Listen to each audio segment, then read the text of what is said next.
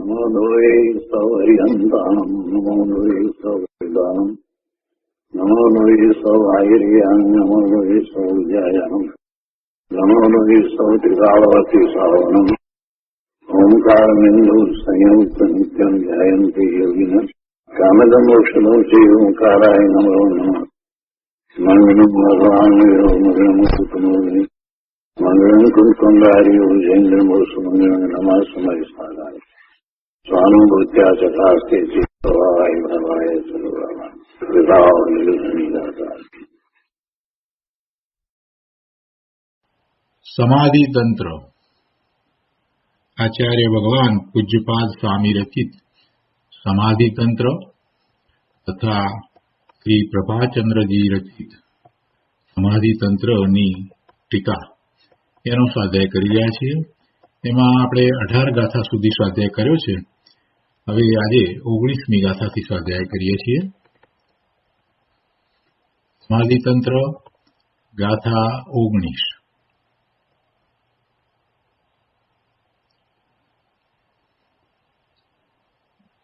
યત પરૈ પ્રતિપાદ્યોહં યત પરાન પ્રતિપાદયે ઉન્મત્ત ચેષ્ટિતમ તન્મે યદહમ નિર્વિકલ્પઃ. ગુજરાતીમાં ગાથા છે. બીજા ઉપદેશે મને હું ઉપદેશું અન્ય એ સૌ મુજ ઉન્મત્તતા હું તો છું અવિકલ્પ.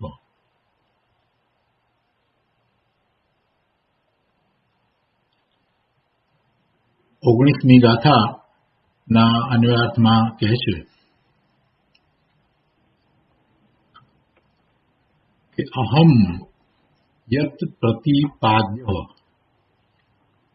અહમ પરૈહ યત પ્રતિપાદ્ય એટલે હું બીજાઓથી કહેતા અધ્યાપક આદિથી યત પ્રતિપાદ્ય એટલે જે કાંઈ શીખવા યોગ્ય છું તથા પરાન યત પ્રતિપાદે બીજાઓને શિષ્ય આદિકને હું જે કાંઈ શીખવું તત મે ઉન્મત્ત ચેષ્ટિતમ તે મારી ઉન્મત્ત ચેષ્ટા છે. શું કહે છે કે હું બીજાઓથી એટલે અધ્યાપક આદિથી જે કાંઈ શીખવા યોગ્ય છું તથા બીજાઓને શિષ્ય આદિકને હું જે કાંઈ શીખવું તે મારી ઉન્મત્ત પાગલ ચેષ્ટા છે. યદ અહમ કારણ કે હું નિર્વિકલ્પ હું નિર્વિકલ્પ છું. નિર્વિકલ્પ અર્થાત વચન વિકલ્પોથી અગ્રાહ્ય છું. શું કહે છે કે હું બીજાઓથી અધ્યાપક આદિથી જે કાંઈ શીખવા યોગ્ય છું તથા બીજાઓને એટલે શિષ્ય આદિકને હું જે કાંઈ શીખવું તે મારી ઉન્મત્ત ચેષ્ટા છે. બીજાઓ દ્વારા હું ભણું અથવા બીજાઓને ભણાવું એ મારી ઉન્મત્ત એટલે પાગલ ચેષ્ટા છે. કારણ કે વાસ્તવમાં ખરેખર હું નિર્વિકલ્પ અર્થાત વચન વિકલ્પોથી અગ્રાહ્ય છું. ટીકામાં કહે છે કે પર વડે અર્થાત ઉપાધ્યાય આદિ વડે મને જે શીખવાડવામાં આવે છે અને બીજાઓને એટલે શિષ્યો વગેરેને હું જે શીખવું છું તે બધી મારી ઉન્મત્ત ચેષ્ટા છે, પાગલ ચેષ્ટા છે. મોહવશાત ઉન્મત્ત ના જેવી જ તે બધી વિકલ્પ જાળ રૂપ ચેષ્ટા પ્રવર્તે છે. એવો અર્થ થાય છે. સાથી તે ઉન્મત્ત ચેષ્ટા છે કારણ કે હું ભગવાન આત્મા તો નિર્વિકલ્પ અર્થાત વચન વિકલ્પોથી અગ્રાહ્ય છું. વચન વિકલ્પોથી અગ્રાહ્ય છું. એટલે ઉપાધ્યાય આદિ જે કાંઈ કહે છે, શીખવે છે, એને વચન દ્વારા હું ગ્રહું એવું મારું સ્વરૂપ નથી કે હું વિકલ્પ વચન દ્વારા બીજાઓને શીખવાડું એવું પણ મારું સ્વરૂપ નથી. કેમ કે હું તો વિકલ્પ વિનાનો છું, વચન વિકલ્પોથી અગ્રાહ્ય છું. વિકલ્પોની વાત ચાલે છે ને 18મી ગાથામાં પણ એ વાત આવી. 17મી ગાથાથી શરૂઆત કરી છે. બાહ્ય જલ્પ અને અંતર્જલ્પ રહિત પોતાનું સ્વરૂપ છે અને એવા બાહ્ય જલ્પ અને અંતર્જલ્પ જે વિકલ્પ રૂપે છે એને છોડીને સ્વરૂપ સાથેનો યોગ સાધતા પોતાને પોતાના પરમાત્મા સ્વરૂપનો અનુભવ થાય છે. એટલે હવે આગળ એમાં માર્ગ દર્શાવ્યો છે અને અહીંયા 19મી ગાથાની અંદર આ રીતે વાત લીધી છે કે પોતે વિકલ્પ દ્વારા અગ્રાહ્ય છે. પોતે ભગવાન આત્મા વિકલ્પ દ્વારા અગ્રાહ્ય છે. પ્રવચન સારમાં પણ અલિંગ ગ્રહણના બોલમાં એ વાત આવે છે. અલિંગ ગ્રહણ જે ગ્રહાતો નથી, વિકલ્પો દ્વારા પણ જે ગ્રહી શકાતો નથી, એ વાત પણ ત્યાં આવે છે. અહીંયા ભાવાર્થમાં કહે છે, અધ્યાપક આદિ મને શીખવે છે તથા હું શિષ્ય આદિ બીજાઓને શીખવું છું એવો સંકલ્પ કરું તે મારું પાગલપણું છે, તે મારું ઉન્મત્તપણું છે. વસ્તુ સ્વરૂપ આવું છે જ નહીં. અધ્યાપક આદિ મને શીખવે છે તથા હું શિષ્ય આદિ બીજાઓને શીખવું છું તો એ બંને પ્રકારને લીધા છે. તો એવો એ સંકલ્પ કરું કે હું બીજાઓને શીખવું છું અથવા તો અધ્યાપક આદિ મને શીખવે છે એવો સંકલ્પ કરું તો તે મારું ઉન્મત્તપણું, પાગલપણું છે. સંકલ્પ અને વિકલ્પ. કૃપાળુદેવે સંકલ્પને નિર્ધારિત અધ્યવસાન કહ્યા અને વિકલ્પને અનિર્ધારિત અધ્યવસાન કહ્યા. પણ છે તો બધા અધ્યવસાન. તો એવા અધ્યવસાનને છોડીને પોતે ભગવાન આત્મા પોતાના સ્વરૂપને જેમ છે તેમ અનુભવે છે. એટલે વિકલ્પ રહિત દશામાં પોતે પોતાને અનુભવે છે. અને જો એમ માને કે આ વિકલ્પ છે તે મારું સ્વરૂપ છે અથવા તો વિકલ્પ દ્વારા હું મને અનુભવું છું તો એ એનું ઉન્મત્તપણું છે. વિકલ્પ મારા હોઈ શકે નહીં. મન, વાણી, કાયાથી ઉપર ઉઠીને પોતે ભગવાન આત્મા પોતાને અનુભવમાં આવે છે, અતિન્દ્રિયપણે અનુભવમાં આવે છે. પછી એમાં વિકલ્પની વાત ક્યાંથી આવી? એ સંકલ્પ અને વિકલ્પ. વિકલ્પ એટલે અનિર્ધારિત અધ્યવસાન અને સંકલ્પ એટલે નિર્ધારિત અધ્યવસાન. પણ છે તો અધ્યવસાન જ.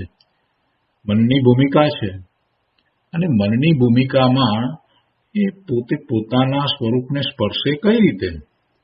મન તો જડ છે, વાણી પણ જડ છે અને શરીર પણ જડ છે. પોતે એનાથી જુદો ભગવાન આત્મા છે, પોતે જ્ઞાન સ્વરૂપ છે, તો પોતે પોતાના જ્ઞાન સ્વરૂપને પોતાના વર્તમાન જ્ઞાનની પર્યાયમાં જ જાણે છે, અનુભવે છે. બીજી કોઈ રીત નથી. એટલે અહીંયા કહે છે કે એ મારું સ્વરૂપ નથી. હું તો નિર્વિકલ્પ છું. હું વિકલ્પોથી અગ્રાહ્ય છું, વિકલ્પોથી પર છું. આ બીજા બધા મને શીખવે છે, અધ્યાપક આદિ મને શીખવે છે અથવા તો હું શિષ્ય આદિ બીજાઓને શીખવું છું તો એવો સંકલ્પ કરું તે મારું ઉન્મત્તપણું છે, પાગલપણું છે. આ તો બરાબર છે જ નહીં. એ તો પાગલપણું છે. પાગલપણું, ઉન્મત્તપણું તો કેમ કહ્યું કે જે છે નહીં અને એને જો માને પાગલ કહેવામાં આવે, ઉન્મત્ત કહેવામાં આવે.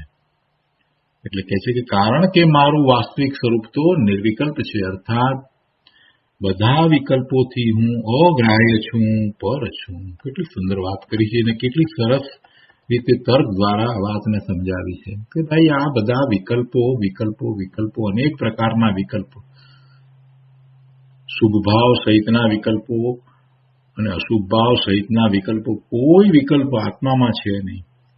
વિકલ્પ આત્માનો સ્વભાવ નથી. આત્મા એનાથી જુદો ભિન્ન છે. ત્રિકાળ એ ભિન્ન જ છે. વિકલ્પને આત્મા સાથે જોડી અને વિકલ્પ દ્વારા પુરુષાર્થ થાય છે એમ નથી. પોતે પોતાના સ્વરૂપનો અનુભવ તો નિર્વિકલ્પ દશામાં કરે છે. હા, જે પુરુષાર્થ એવો ઉપડે છે તો એ પુરુષાર્થ પહેલા એને વિકલ્પો હોય છે, પણ છેવટે તો એ વિકલ્પોને છોડીને અંદરમાં જાય છે. એટલે પોતાનું સ્વરૂપ નિર્વિકલ્પ છે. વિકલ્પોથી પોતાનું સ્વરૂપ પકડાય એવું નથી, અગ્રાહ્ય. વિકલ્પોથી હું અગ્રાહ્ય, હું વિકલ્પોથી જણાવ એવો નથી. આત્માનો સ્વભાવ તો જ્ઞાતા દ્રષ્ટા છે. કોઈને શીખવવું યા તેનું ભલું બુરું કરવું એ વાસ્તવમાં આત્માનો સ્વભાવ નથી. કારણ કે કોઈ દ્રવ્ય અન્ય કોઈ દ્રવ્યનો કરતા છે જ નહીં. પણ સર્વ દ્રવ્યો પોતપોતાના સ્વભાવે પરિણમે છે એમ વિચારી સમ્યક દ્રષ્ટિ અંતરાત્મા અંતરના વિકલ્પોને તોડી સ્વરૂપમાં લીન થવા પ્રયત્ન કરે છે. વિકલ્પોની વાત કરતા અહીંયા આચાર્ય ભગવાને આપણને એ સમજાવી દીધું કે ભાઈ, તારે સમાધિ જોઈએ છે, શાંતિ જોઈએ છે, તો તું વિકલ્પને પણ છોડ. એટલે આ રીતે વિકલ્પોમાં જે રાચી રહ્યો છે અને વિકલ્પો દ્વારા જે કાંઈક પોતાને વિશે માને છે તો એને ઉન્મત્તપણું છે એવા શબ્દ મૂક્યા, એવા શબ્દનો પ્રયોગ કર્યો. અહીંયા વિશેષની અંદર કહે છે વિકલ્પો દૂર કરી પરમાત્મા તત્વમાં લીન થવા માટે ઉપદેશ આપતા શ્રી અમિત ગતિજી આચાર્ય ભગવાને પણ કહ્યું છે. શું કહ્યું છે? નીચે ફૂટનોટમાં સામાયિક પાઠની 21મી ગાથા છે. સર્વમ નિરાકૃત્ય વિકલ્પ જાલમ સંસાર કાંતાર નિપાત હેતુમ વિવિક્તમ આત્મનો વેક્ષ્યમાણો નિલીયશે ત્વમ પરમાત્મ તત્વે. એનો અર્થ છે સંસાર રૂપી ભયાનક જંગલમાં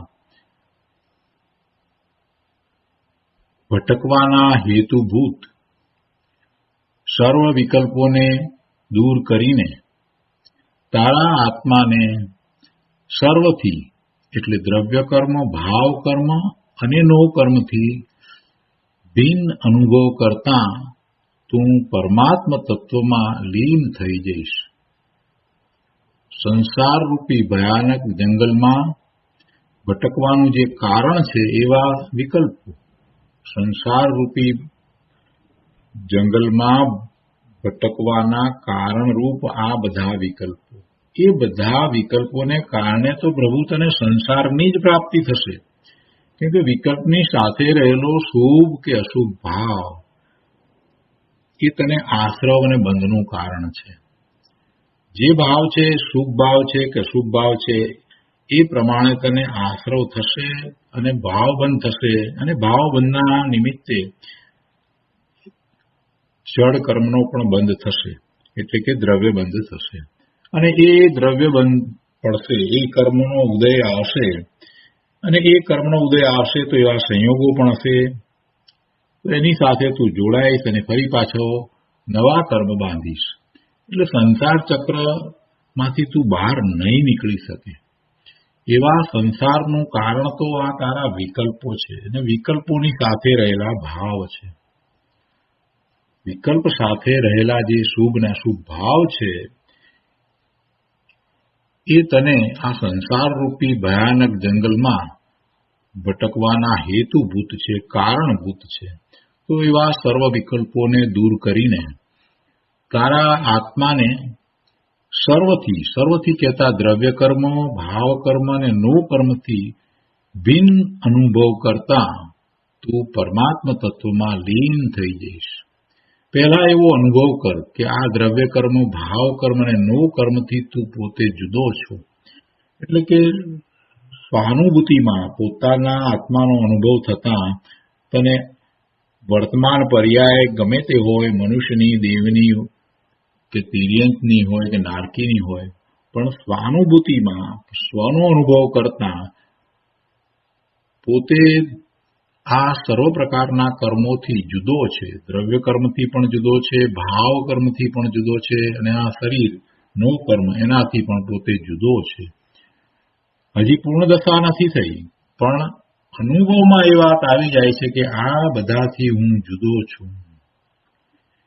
અને એમ અનુભવમાં આવ્યા પછીથી આગળ વધતા પુરુષાર્થ કરતા કરતા પૂર્ણ દશાને પ્રાપ્ત કરી શકાય છે.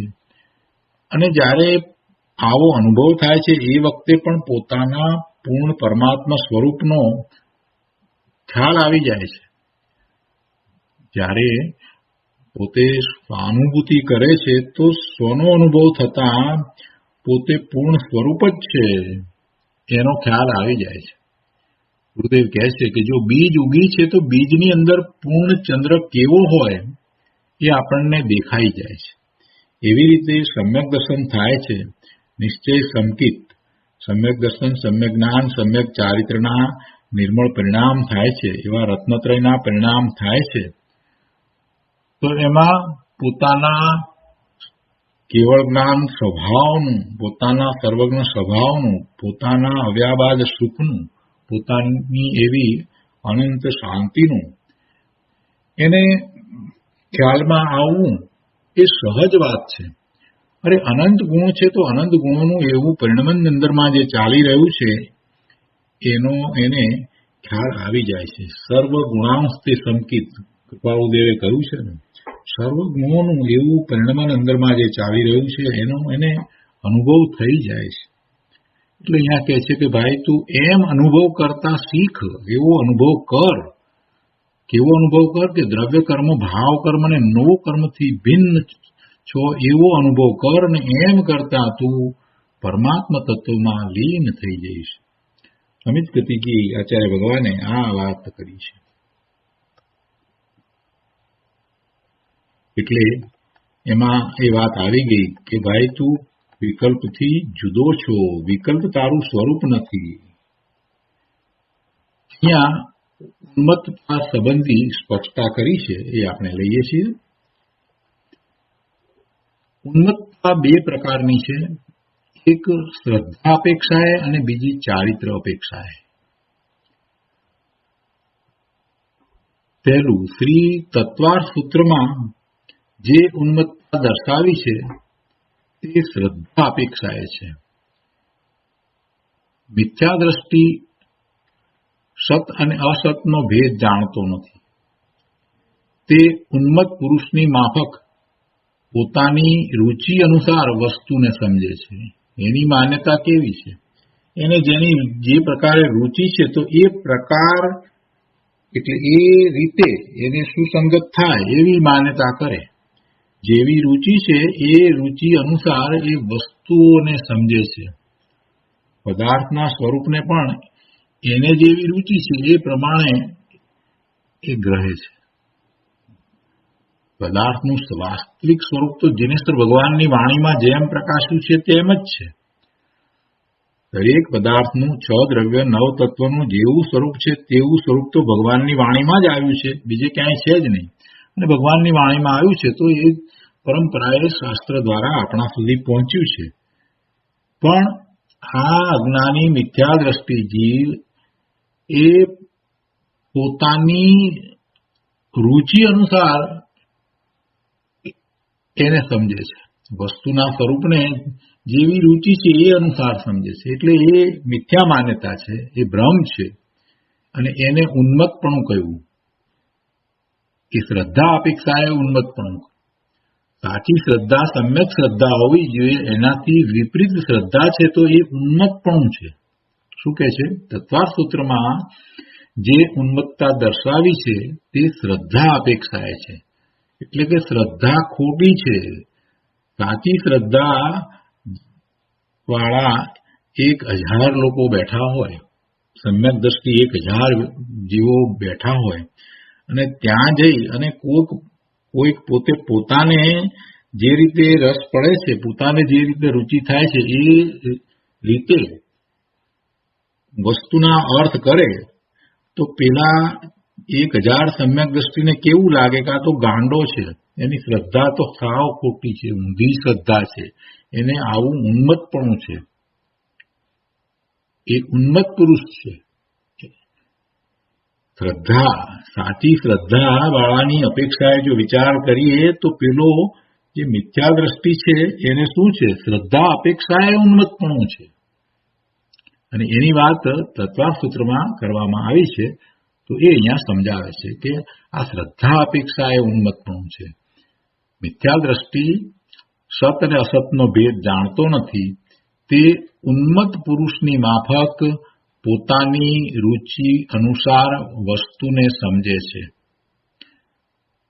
જેમ મદિરા પીને ઉન્મત્ત થયેલો પુરુષ માતા અને પત્નીનો ભેદ જાણતો નહીં હોવાથી કદી માતાને પત્ની અને પત્નીને માતા કહે છે, અને કોઈ વખત તે પત્નીને પત્ની પણ કહે અને માતાને માતા પણ કહે, છતાં તે ઠીક સમજીને તેમ કહે છે એમ નથી.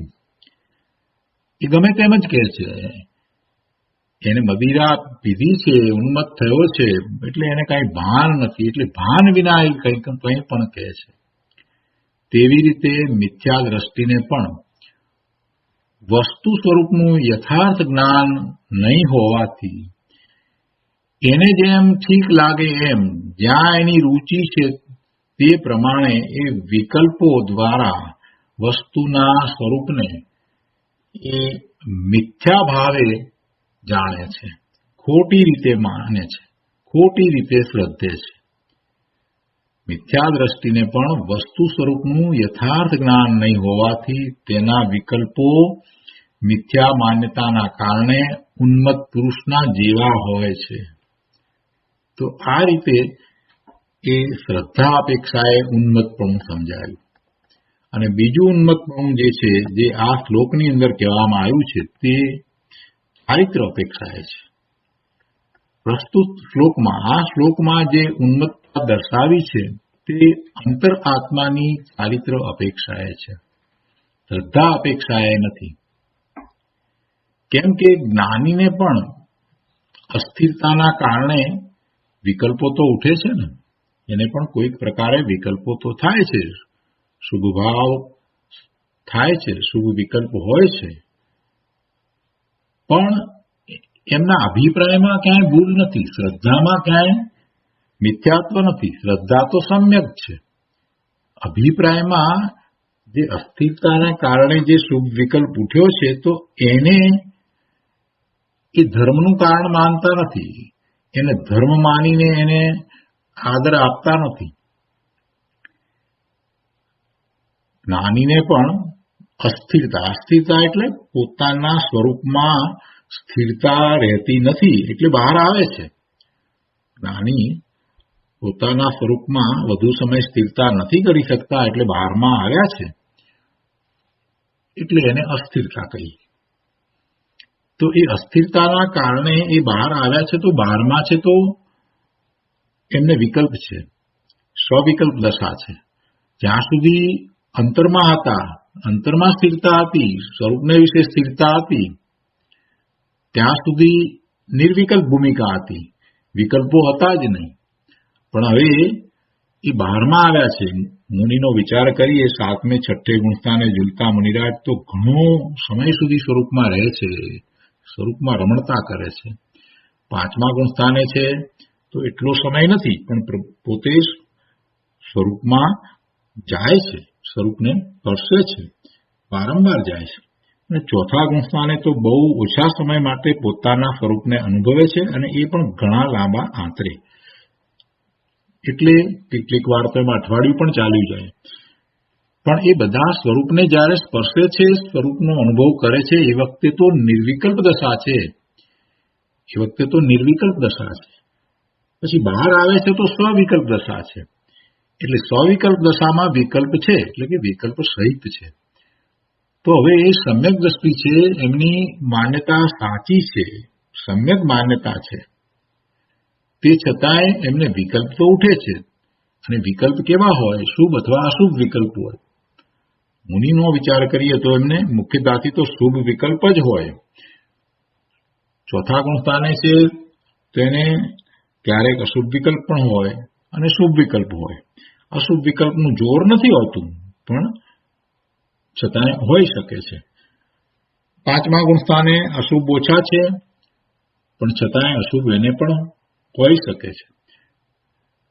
અને મુનિની વાત કરીએ તો એમને તો હવે માત્ર સંજોલન કષાયની એક જ ચોકડી રહી છે, એટલે એમને તો કષાયો તો અતિ મંદ પડી ગયા છે. એટલે એમને તો મુખ્યતાથી તો શુભ વિકલ્પ જ હોય છે.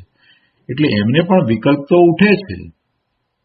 અહીંયા તો આપણે વિકલ્પની વાત કરવી છે ને, કે વિકલ્પ ઉઠવા અને વિકલ્પ પોતાના છે એની વાત કરવી છે. તો કે છે કે એમને વિકલ્પ ઉઠે છે, પણ અભિપ્રાયમાં એ વિકલ્પોનો આદર નથી.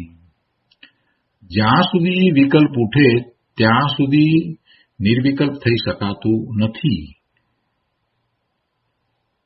અને એ વિકલ્પો દ્વારા આત્મામાં જવાતું નથી, એટલે વિકલ્પોનો આદર નથી. વિકલ્પોને છોડીને આત્મામાં જવાય છે, એ જ્ઞાની પુરુષને તો સહજ છે.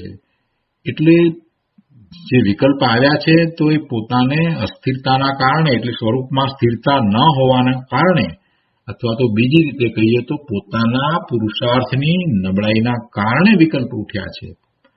તો એવા વિકલ્પ આવ્યા છે, તો એ વિકલ્પો સહિત છે ત્યાં સુધી એ નિર્વિકલ્પ ધ્યાનમાં પોતાના સ્વરૂપને અનુભવતા નથી. એટલે એ તો એવા વિકલ્પોને શીઘ્ર છોડીને સ્વરૂપમાં જાય છે. એમને તો એ બધું આવડે છે, એમને તો એ બધું સહજ છે. પ્રભુ એમને ક્યાં નવું છે? આ જીવ જે ક્યારેય પોતાના સ્વરૂપને અનુભવવા વાળો નથી થયો, એને બધું નવું લાગે છે કે કેમ કરીને વિકલ્પને તોડીને હું સ્વરૂપમાં જાઉં. વાત તો એ છે. શું કહે છે કે જ્યાં સુધી વિકલ્પ ઉઠે ત્યાં સુધી નિર્વિકલ્પ થઈ શકાતું નથી. તેથી આચાર્ય ભગવાને વિકલ્પ તોડીને આત્મ સ્વરૂપમાં લીન થવા માટે નિર્દેશ કર્યો છે, એવો જ ઉપદેશ આપ્યો છે. એમણે તો પોતાને એવો અનુભવ છે માટે એવો નિર્દેશ કર્યો છે, એવો ઉપદેશ આપ્યો છે. અને અંતરઆત્માની ભૂમિકાના વિકલ્પોને ચારિત્ર અપેક્ષાએ ઉન્મત્તપણું કહ્યું છે. એટલે આ જે વિકલ્પ જે છે એ ચારિત્ર અપેક્ષાએ એ ઉન્મત્તપણું કહ્યું. વિકલ્પને અહીંયા ચારિત્ર અપેક્ષાએ ઉન્મત્તપણું કહ્યું. શ્રદ્ધા તો સમ્યક છે. અંતરાત્માની ભૂમિકાના વિકલ્પોને ચારિત્ર અપેક્ષાએ ઉન્મત્તપણું કહ્યું. અહીંયા બે જાતનું ઉન્મત્તપણું કહ્યું ને, એક શ્રદ્ધા અપેક્ષાએ અને બીજું ચારિત્ર અપેક્ષાએ. શ્રદ્ધા અપેક્ષાએ ઉન્મત્તપણું જે કહ્યું છે એ મિથ્યા દ્રષ્ટિ અજ્ઞાનીને હોય છે, એટલે એની માન્યતા ખોટી છે, અને એટલા માટે જે આ વિકલ્પો કરે છે એને ઉન્મત્તપણું કહ્યું છે. અને જ્ઞાનીને જે વિકલ્પો આવે છે, વિકલ્પો ઉઠે છે, એમાં શ્રદ્ધા તો બરાબર છે, સમ્યક છે, છતાંય વિકલ્પ ઉઠે છે, તો એને ઉન્મત્તપણું કહ્યું. પણ એ ચારિત્ર અપેક્ષાએ ઉન્મત્તપણું કહ્યું છે. એ શીઘ્ર પાછા પોતે પોતાના સ્વરૂપનો અનુભવ કરે જ છે. તો આ રીતે બે પ્રકારે ઉન્મત્તપણું અહીંયા સમજાવ્યું છે. હવે આ શ્લોકો પર પૂજ્ય ગુરુદેવ કાંજી સ્વામીએ જે વિસ્તાર કર્યો છે તે આપણે લઈએ.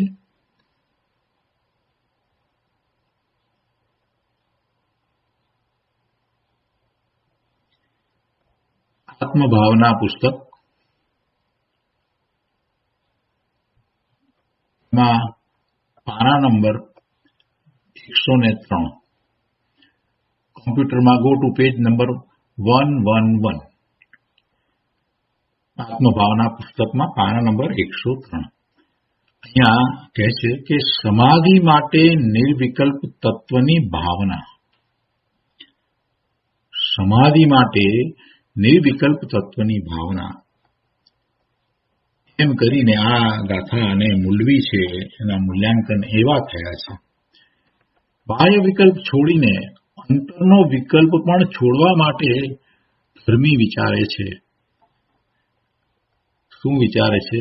ગુરુદેવ આ ગાથાના અર્થને કહે છે, એનો વિસ્તાર કરતા કહે છે, હું ઉપાધ્યાય આદિ પર વડે પ્રતિપાદ્ય થાઉં, એટલે કે બીજા વડે હું સમજું અથવા તો હું બીજાને પ્રતિપાદન કરીને સમજાવું.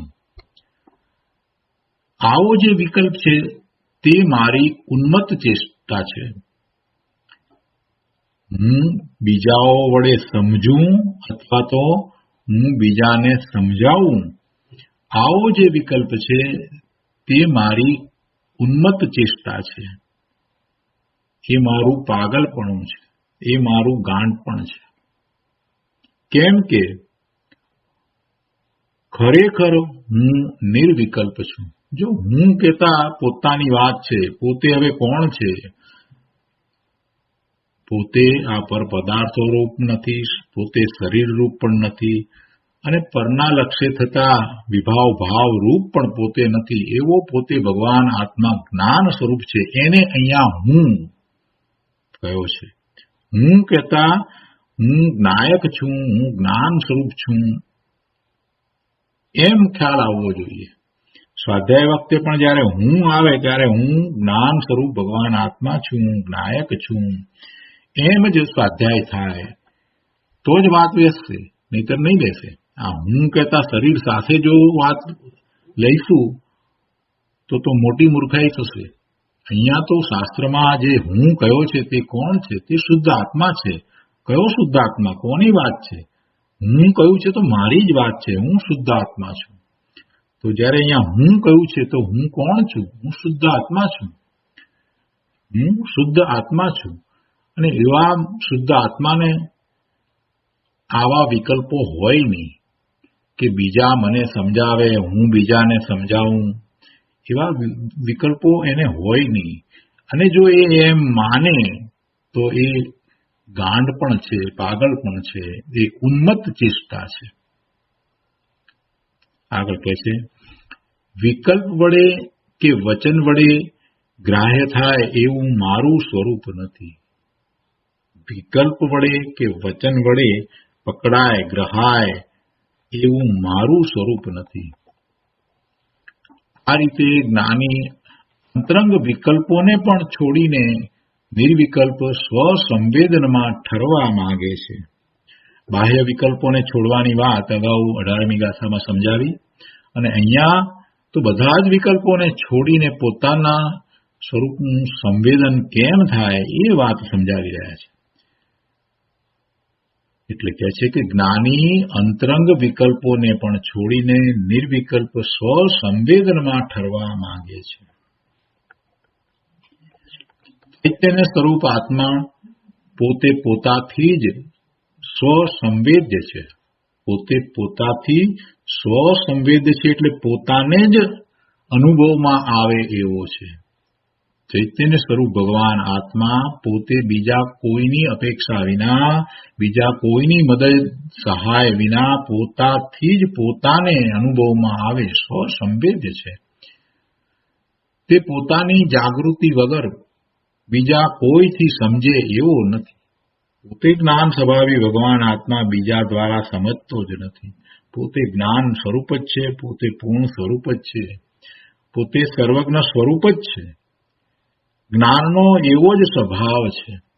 જ્ઞાનનો કેવો સ્વભાવ છે કે જ્ઞેય માત્રને જાણે એવું જ્ઞાન છે. વર્તમાન પર્યાયમાં આપણને એના ઉઘાડ ઓછા હોય, પણ એનો અર્થ એમ નથી કે મારો જ્ઞાન ગુણ જે છે તે અધૂરો છે, એની ક્ષમતા ઓછી છે, એવો કોઈ અર્થ નથી. વર્તમાન જ્ઞાનની પર્યાય સર્વજ્ઞેયોને, જગત આખાના સર્વજ્ઞેયોને નથી જાણતી, તો એ તો એનો ઉઘાડ છે, એની વાત છે, એની અપેક્ષાથી વાત થઈ. પરંતુ મારો જ્ઞાન ગુણ કેવો છે? જ્ઞાન ગુણનું સામર્થ્ય કેવું છે કે જ્ઞેય માત્રને જાણે. અને જ્ઞેય માત્રને જાણે એવું સામર્થ્ય અંદરમાં પડ્યું છે એની પ્રગટતા કેવળ જ્ઞાન થતા થઈ જાય છે. એટલે પોતે કેવળ જ્ઞાન સ્વભાવી છે, આ વાતને એને પકડવાની છે. અને જ્યારે પોતે આવો કેવળ જ્ઞાન સ્વભાવી ભગવાન આત્મા જ્ઞાયક છે, તો એવા આત્માનો એને અનુભવ થાય છે. પોતે જ્ઞાનમાં પોતે પોતાને જાણે એવો છે, પણ એ જાગૃતિ હોવી જોઈએ. એ જાગૃતિ વિના થાય નહીં. એટલે પોતે જ્ઞાન સ્વભાવી છે, તો હવે એને બહારમાંથી જ્ઞાન લેવાની તો કોઈ વાત જ રહી નહીં. બીજા દ્વારા એને સમજવાની વાત જ નથી. એ તો બધું જ્યારે એ સમજે છે, જ્ઞાન કરે છે, તો એ નિમિત્ત કહેવાય છે. બીજું બધું જે છે તે બધું નિમિત્ત કહેવાય છે. પોતે જ્ઞાન સ્વભાવી ભગવાન આત્મા છે, અને જ્યારે પોતે પોતાનો અનુભવ કરે છે, એટલે કે એ સમ્યક દર્શન, સમ્યક જ્ઞાન, સમ્યક ચારિત્ર રૂપે પરિણમન જાય છે, તો એવું સમ્યક જ્ઞાન થતા એ વખતે એને સાક્ષાત તીર્થંકર પરમેશ્વરની વાણી નિમિત્ત હોય કે ગુરુની વાણી નિમિત્ત હોય કે શાસ્ત્રની વાત છે તે નિમિત્ત હોય, પણ અહીંયા કહે છે કે એ દ્વારા ખરેખર એ સમજે છે એમ નથી. સમજવું તો પોતા દ્વારા છે. પોતે જ્ઞાન સ્વભાવી ભગવાન આત્મા છે. શું કહે છે ગુરુદેવ? કે ચૈતન્ય સ્વરૂપ આત્મા પોતે પોતાથી જ સ્વસંવેદ છે. આ સ્વસંવેદ છે, એમાં એ પોતે પોતાનું જ્ઞાન કરે છે. સંવેદન છે તો શું છે? અનુભવે છે. તો અનુભવમાં તો પોતે પોતાના જ્ઞાન સ્વરૂપને પણ અનુભવે છે ને. આનંદનું વેદન છે, શાંતિ સુખ બધા ગુણોનું વેદન છે. તો એમાં પોતાના જ્ઞાન સ્વભાવ ને પણ એ જાણે છે. તે પોતાની જાગૃતિ વગર બીજા કોઈથી સમજે એવો નથી.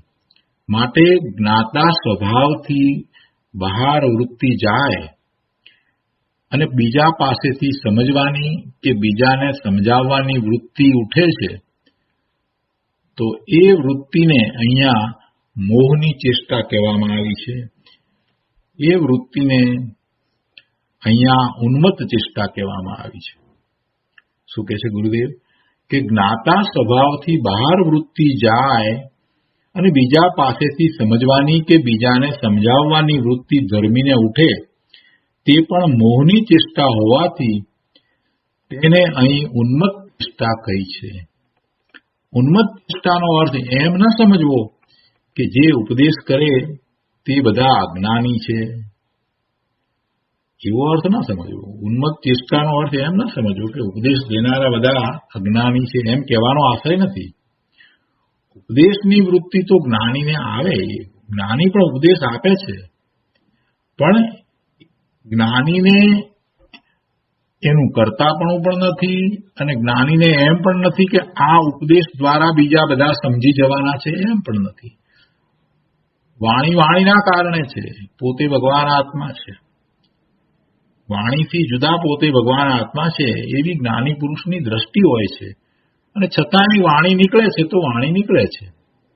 એ સાથે એમને કાંઈ સંબંધ નથી એવું એમને ભાન અને જ્ઞાન વર્તે છે. શ્રદ્ધાન એમ જ છે.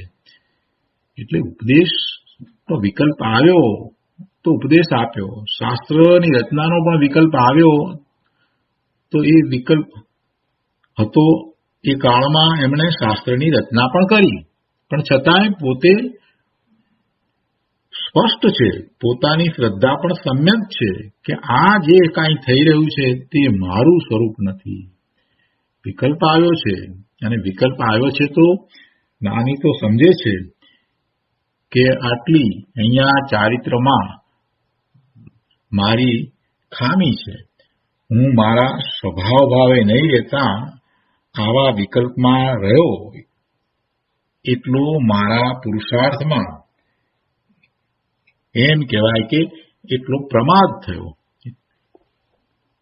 તો અહીંયા કહે છે કે ઉન્મત્ત ચેષ્ટાનો અર્થ એમ ન સમજવો કે જે ઉપદેશ કરે તે બધા અજ્ઞાની છે. ઉપદેશની વૃત્તિ તો જ્ઞાનીને આવે, પણ ઉપદેશમાં ભેદથી પ્રતિપાદન થાય છે. ઉપદેશમાં ભેદથી પ્રતિપાદન થાય છે. તે ભેદ દ્વારા અભેદ આત્માનું ગ્રહણ થતું નથી. માટે ભેદની વૃત્તિ ઉઠે તે ઉન્મત્ત ચેષ્ટા છે, એટલે કે મોહનો ઉન્માદ છે. તે મારા જ્ઞાનનું સ્વરૂપ નથી. જો ઉપદેશમાં ભેદથી પ્રતિપાદન થાય છે, ઉપદેશમાં વસ્તુ સ્વરૂપને ભેદ પાડીને સમજાવવામાં આવે છે, વસ્તુ સ્વરૂપને ભેદ પાડીને પ્રતિપાદન થાય છે, ભેદ દ્વારા વસ્તુ સ્વરૂપને સમજાવવામાં આવે છે, એટલે એ બધો વ્યવહાર છે.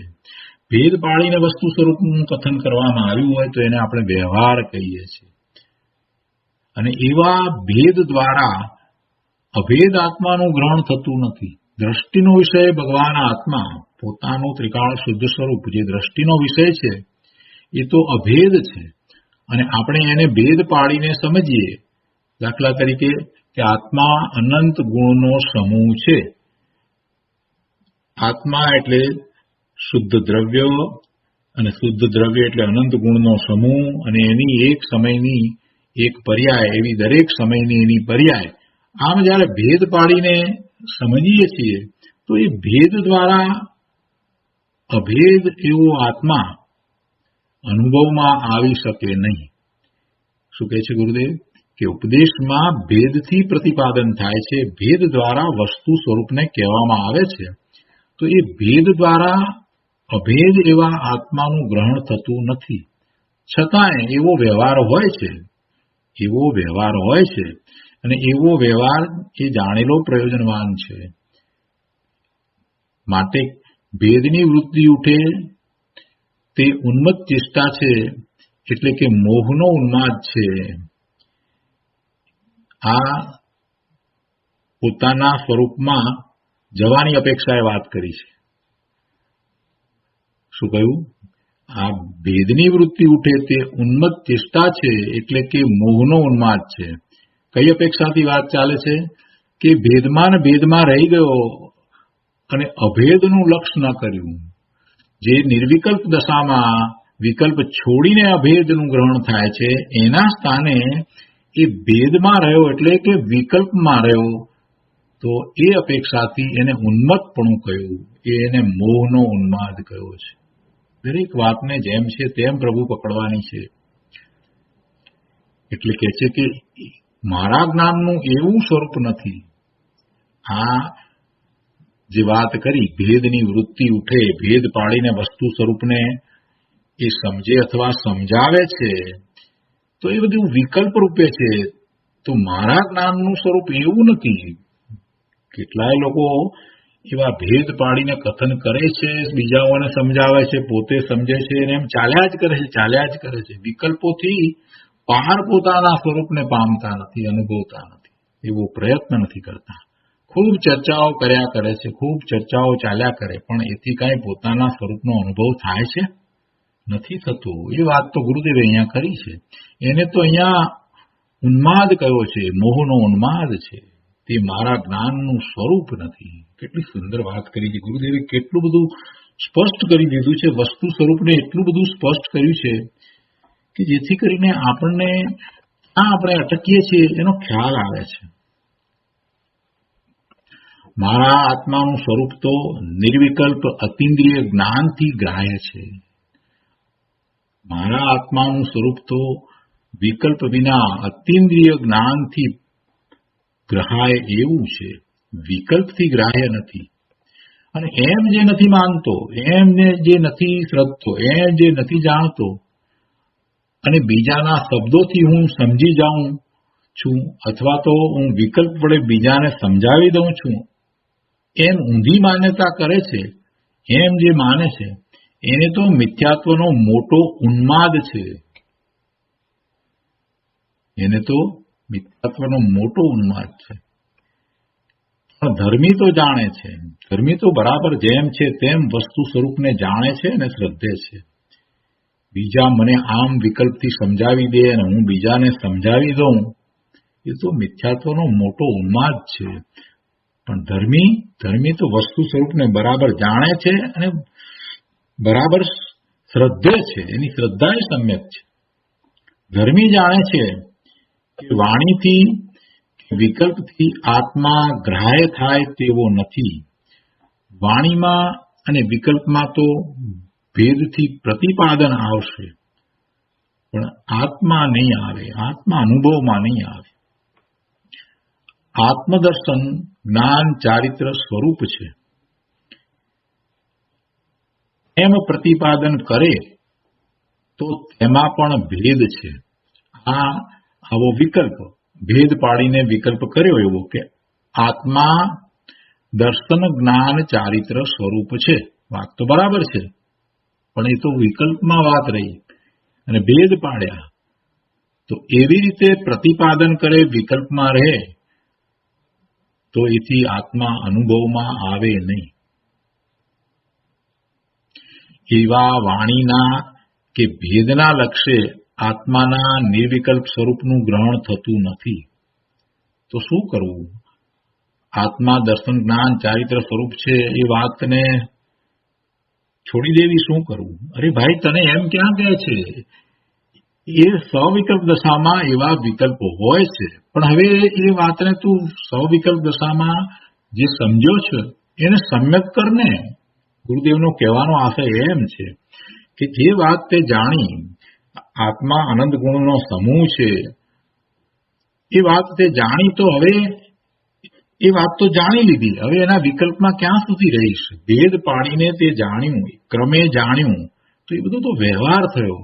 નિશ્ચય શું છે? તો કે એનો અનુભવ કરવો, એવો જ અનુભવ કરવો, અને અનુભવના કારણે કોઈ વિકલ્પ હોતો જ નથી. એટલે કહે છે કે વાણીના કે ભેદના લક્ષ્ય આત્માના નિર્વિકલ્પ સ્વરૂપનું ગ્રહણ થતું નથી. માટે ભેદનો વિકલ્પ ઉઠે તે પણ મોહની ચેષ્ટા છે. મારા જ્ઞાયક તત્વમાં તે વિકલ્પનો પ્રવેશ નથી. જો આ અંતર્મુખ દ્રષ્ટિનો અભિપ્રાય. હું તો જ્ઞાયક જ છું, વિકલ્પ કે વાણી મારું સ્વરૂપ નથી. હું તો જ્ઞાયક જ છું, વિકલ્પ કે વાણી મારું સ્વરૂપ નથી. ઉપદેશની વૃત્તિ આવે અને વાણીનો ધોધ છૂટતો હોય તે વખતે પણ જ્ઞાનીને આવી જ્ઞાયક તત્વની દ્રષ્ટિ છૂટતી નથી. ભલે એ ઉપદેશ આપતા હોય, વિનેશ્વર ભગવાનની વાણીમાંથી જે પરમ સત્ય પ્રકાશ્યું છે એની જ વાત એ કહેતા હોય, એ જ પ્રમાણે વાત કહેતા હોય. પોતાની શ્રદ્ધા એવી છે, પણ છતાં એમ જ વાત એ કહેતા હોય તો જ્ઞાનીને એ વખતે પણ આ વાણી દ્વારા બીજાઓ જ્ઞાન કરે છે એમ માન્યતા હોતી નથી. અને પોતે એ વાણી રૂપ કે વિકલ્પ રૂપ નથી, પોતે તો જ્ઞાન સ્વરૂપ છે એ વાત એમને સતત હોય છે. શું કહે છે? ઉપદેશની વૃત્તિ આવે અને વાણીનો ધોધ છૂટતો હોય તે વખતે પણ જ્ઞાનીને આવી જ્ઞાયક તત્વની દ્રષ્ટિ છૂટતી નથી. અને જે વિકલ્પ ઉઠ્યો છે તેને પણ જ્ઞાન તત્વથી ભિન્ન મોહનું કાર્ય જાણે છે. આ વિકલ્પ છે તે જ્ઞાન તત્વથી જુદો છે, એને મોહનું કાર્ય જાણે છે. તે વિકલ્પ અસ્થિરતાની ચેષ્ટા છે એમ જાણે છે. એટલે તેનું જોર વિકલ્પ ઉપર નથી જતું, પણ જ્ઞાયક સ્વભાવ તરફ જ તેનું જોર રહે છે. એવા જ્ઞાનીને વિકલ્પ ઉપર જોર નથી, વિકલ્પનું જોર નથી. વિકલ્પ આવ્યો છે એને તો એ ગૌણ કરી દે છે. પોતે જ્ઞાયક સ્વભાવ તરફ જ રહે છે. પોતાની દ્રષ્ટિ તો પોતાના જ્ઞાયક સ્વભાવ ઉપર જ રહે છે, એનું જ જોર છે. તેથી તેને વિકલ્પ તૂટીને સ્વરૂપમાં સ્થિરતારૂપ સમાધિ થાય છે. તરત જ વિકલ્પ છૂટી જાય છે અને સ્વરૂપમાં જાય છે. આવી જ્ઞાનીની વાત હોય છે. આગળ કહે છે, અહો આચાર્ય દેવ કહે છે કે પરમ ઉપશાંત ચૈતન્ય તત્વના આનંદમાંથી બહાર નીકળીને અસ્થિરતામાં જે વિકલ્પો ઉઠે છે તે મારી ઉન્મત્ત ચેષ્ટા છે. આચાર્ય ભગવાને આ વાત તો કરી છે. પોતે પૂજ્યપાદ સ્વામી પોતે પોતાના ચૈતન્ય તત્વના આનંદમાં લીન હતા. સાતમા ગુણસ્થાને સ્વરૂપમાં ખૂબ એકાગ્રતા કરી અને સ્વરૂપમાં રમણતા કરતા હતા. એમાંથી જયારે બહાર નીકળ્યા તો એ વખતે એ અસ્થિરતા અને એ અસ્થિરતામાં જે વિકલ્પો ઉઠે છે એને એ એમ કહે છે કે એ મારી ઉન્મત્ત ચેષ્ટા છે. જુઓ તો ખરા, આ 6ઠા 7મા ગુણસ્થાને ઝૂલતા અને પંચ પરમેષ્ટિ પદમાં બળેલા એવા શ્રી પૂજ્યપાદ સ્વામી કહે છે, રે અમારા અતિન્દ્રિય આનંદના વેદનમાંથી બહાર નીકળીને પરને સમજાવવાનો વિકલ્પ ઉઠ્યો છે, અને એ વિકલ્પ ઉઠ્યો એ તો નિરર્થક છે, એ ઉન્મત્તવત ચેષ્ટા છે. એ શુભ રાગના વિકલ્પને આચાર્યદેવ ઉન્મત્ત ચેષ્ટા કહે છે. તે શુભરાગથી અજ્ઞાની મૂંડ જીવો સંવર નિજરા થવાનું માને છે. શું કહે છે કે જે શુભરાગના વિકલ્પને આચાર્યદેવ ઉન્મત્ત ચેષ્ટા કહે છે, પોતાને જે શુભરાગ આવ્યો છે આ ઉપદેશનો, આ શાસ્ત્ર સમજાવવાનો, તેને આચાર્યદેવ પોતે તો પોતાની ઉન્મત્ત ચેષ્ટા કહે છે. કેમ કે પોતાનું સ્વરૂપ તો ત્રિકાળ શુદ્ધ છે, પોતે ભગવાન આત્મા છે અને પોતે સ્વભાવ ભાવે જ શોભે છે એમ એમને અંતરમાં છે.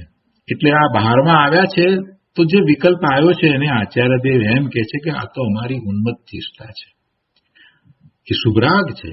તો એવા શુભરાગને અજ્ઞાની શું જાણે છે? એવા શુભરાગને અજ્ઞાની મૂંડ જેવો સંભર નિજરા થવાનું માને છે.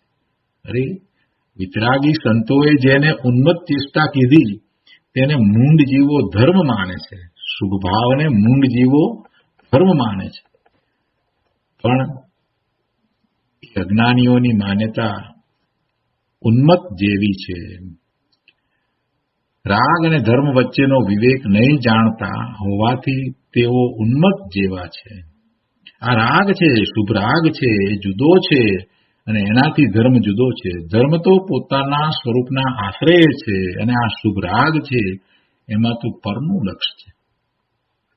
ભગવાન ઉમા સ્વામી તત્વાર સૂત્રજીમાં કહે છે કે સદસતો રવિ સેધાદ દૃચ્છો પલ ઉન્મત્વત,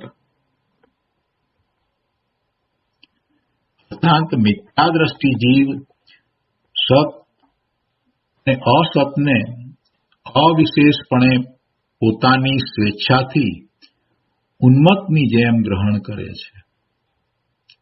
પોતાની સ્વેચ્છાથી, પોતે ઈચ્છા સહિત છે, પોતાની ક્યાંક રુચિ છે, એટલે એ સત અને અસતને અવિશેષપણે પોતાની ઈચ્છા મુજબ ઉન્મત્તપણે ગ્રહણ કરે છે. તેને સત અસતનો વિવેક નથી, તેથી તેનું જ્ઞાન મિથ્યા છે. જે જીવ શુભરાગથી ધર્મ માને છે તે પણ રાગને અને ધર્મને એકપણે માને છે, એટલે સત અસતને એકપણે માને છે. તેથી તે મિથ્યા દ્રષ્ટિ ઉન્મત્ત છે. અહીં તો એવું મિથ્યાત્વ ટળ્યા પછી પણ અસ્થિરતાના રાગની જે ચેષ્ટા છે તે પણ નિરર્થક હોવાથી તે ચેષ્ટાને પણ ઉન્મત્ત ચેષ્ટા કહી છે. અને એવી એને ઉન્મત્ત ચેષ્ટા જાણીને સંતો તેને છોડીને સ્વરૂપમાં ઠરવાની ભાવના ભાવે છે, એની વાત છે. જુઓ તો ખરા આ વિતરાગ માર્ગ, ગુરુદેવ કહે છે કે જુઓ તો ખરા આવો વિતરાગ માર્ગ છે. કેવો વિતરાગ માર્ગ છે કે મિથ્યા દ્રષ્ટિ તો વિકલ્પમાં રાચી રહે છે અને ઉન્મત્ત ચેષ્ટા કરે છે. એને તો જ્ઞાન ભાન નથી. પણ આ જ્ઞાની પુરુષો, મુનિઓ, સંતો, એમને તો કરુણાવશ એવો વિકલ્પ આવ્યો છે, શુભભાવ આવ્યો છે, એટલે શાસ્ત્રની રચના વગેરે સવિકલ્પ દશામાં કરે છે. છતાંય એને એ પોતાની ઉન્મત્ત ચેષ્ટા જાણીને છોડે છે અને પોતાના સ્વરૂપમાં સ્થિરતા કરે છે, એવી જ ભાવના કરે છે. આ ઉન્મત્તાની પહેલા જ સમજ આપીને કે એક શ્રદ્ધા અપેક્ષાએ ઉન્મત્તા અને બીજી આ ચારિત્ર અપેક્ષાએ ઉન્મત્તા. તો ચારિત્ર અપેક્ષાની ઉન્મત્તા જે છે તો ઘણી ઊંચી વાત છે પ્રભુ. જ્ઞાની પુરુષો પોતે એવો પુરુષાર્થ કરે છે અને પોતાના સ્વરૂપમાં વારંવાર જાય છે તો એમને પોતાના સ્વરૂપમાંથી બહાર આવે છે, સવિકલ્પ દશા છે. અને એ વખતે જે વિકલ્પ છે તો વિકલ્પ પણ કેવા છે? વિકલ્પ પણ શાસ્ત્રની રચનાનો વિકલ્પ હોય કે શિષ્યને સમજાવવાનો વિકલ્પ હોય, બધો શુભભાવ છે. વિકલ્પ સાથે રહેલો ઉત્તમ પ્રકારનો શુભભાવ છે. છતાંય એને એ શું માને છે કે તો અમારી ઉન્મત્ત ચેષ્ટા છે. એટલે એને છોડીને, એવા વિકલ્પોને પણ છોડીને પોતે પોતાના સ્વરૂપમાં ઠરવાની ભાવના ભાવે છે. કેટલી બધી ઊંચી વાત છે પ્રભુ. અજ્ઞાનીએ તો હજી સાચી સમજ પ્રાપ્ત કરીને એને સમ્યક કરવાની છે. સાચી સમજ દ્રવ્યશ્રુતના અભ્યાસ દ્વારા એને કરવાની છે. અને સાચી સમજ આવ્યા પછીથી એ વિકલ્પમાં રહેવાનું નથી, પણ એ વિકલ્પને છોડીને એવી અનુભૂતિ કરવાની છે. જેમને અનુભૂતિ થઈ છે એમને તો વિકલ્પનો કોઈ આદર નથી. અને આ અનુભૂતિ વગરનો જે જીવ, એને શાસ્ત્રની કાંઈક વાત સમજાય છે, મનની ભૂમિકામાં એને શાસ્ત્રની કેટલીક વાત સમજાય છે. ભેદ પાડીને જે કથન કરવામાં આવ્યા, ક્રમે ક્રમે જે જાણવામાં આવ્યું, એ બધું એને સમજાયું છે. તો એ એવા જ વિકલ્પમાં અને વિકલ્પમાં જ રહે છે અને એમ જાણે છે કે હું સમજ્યો છું અને હું બીજાને સમજાવી પણ શકું છું. અરે ભાઈ, આ તો તારી ઉન્મત્ત ચેષ્ટા છે. તારી શ્રદ્ધા અપેક્ષાએ આ તો ઉન્મત્ત ચેષ્ટા છે. એને છોડ અને જે વાત તું સમજ્યો છે એનો અનુભવ કર. એટલે કે આત્માના એવા ત્રિકાળ શુદ્ધ સ્વરૂપને તું અનુભવ. કહેવાનો આશય તો આ છે. એટલે શ્રદ્ધા અપેક્ષાએ ઉન્મત્તપણું છોડીને પોતે સ્વાનુભૂતિ કરવાની છે.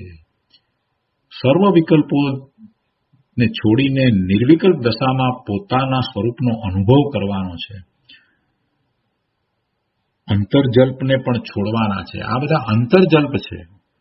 શાસ્ત્રની વાત ને એના વિકલ્પો ને પછી ભેદ પાડીને એની ચર્ચાઓ કર્યા જ કરે તો એને કહે છે કે આ બધા અંતર્જલ્પ છે. બહિર્જલ્પને છોડવાની તો વાત પહેલા અગાઉની ગાથામાં સમજાવી, પણ અહીંયા તો એવા અંતર્જલ્પને છોડવાની વાત આચાર્ય ભગવાને કરી છે. ગુરુદેવ કહે છે, જુઓ તો ખરા આ વિતરાગ માર્ગ. એક શુભ વિકલ્પ પણ વિતરાગ માર્ગમાં પાલવતો નથી. વસ્તુનું સ્વરૂપ વિકલ્પાતીત છે, વિકલ્પથી બિલકુલ રહિત છે. તેના અનુભવરૂપ વિતરાગ માર્ગ છે અને તેમાં જ આનંદ તથા સમાધિ છે. તો આ રીતે આપણે આ 19મી ગાથાનો વિસ્તાર પૂરો કરીએ છીએ. અહીંયા 19મી ગાથા પૂરી થાય છે. આજનો સ્વાધ્યાય આપણે અહીંયા સુધી રાખીએ છીએ. હવે સુખધામ બોલીએ. સુખધામ અનંત સુસંત ચરી દિન રાત રહે તદ ધ્યાન મહી પ્રકાંતિ અનંત સુધામય પ્રણમુ પદતે વરતે જયતે